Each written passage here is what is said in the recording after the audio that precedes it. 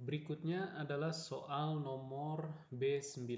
Rangkaian pada gambar menunjukkan dua resistor, sebuah kapasitor, dan baterai. Ketika kapasitor terisi penuh, berapa besarnya Q muatan di salah satu platnya? Oke, kalau kapasitor sudah terisi penuh atau dalam keadaan tunak, maka tidak akan ada lagi aliran muatan menuju ke kapasitor. Sehingga kita bisa gambarkan bahwa arus listrik yang mengalir di rangkaian ini itu hanya di bagian ini saja. Nah, sehingga kita bisa hitung arus listrik yang mengalir itu kalau begitu diberikan oleh I itu sama dengan V dibagi R ekivalen untuk rangkaian ini. Nah, karena arus tidak mengalir lagi ke ruas yang ada kapasitor, maka kita bisa bilang bahwa R2 dan R1 itu adalah dua resistor yang tersusun secara seri. Maka adik-adik bisa tulis kalau begitu ini V sama dengan R1 plus R2.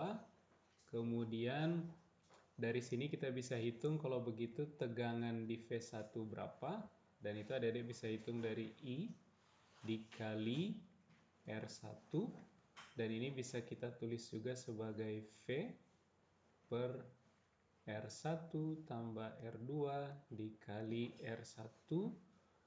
Nah, karena kapasitor terangkaikan secara paralel dengan R1, maka V1 itu akan sama dengan tegangan di kapasitor. Sehingga adik-adik bisa tulis kalau begitu V per R1 tambah R2 dikali R1 itu sama dengan Q per C.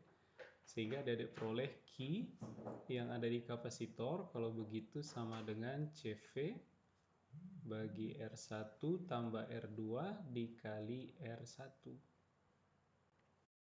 Nah, adik-adik tinggal substitusi nilai C, diketahui dia 9 kali 10 pangkat min 6 farad, kemudian V 12 volt, R1 4 ohm, R2 2 ohm. Maka adik-adik akan dapat berapa Q yang ada di kapasitor.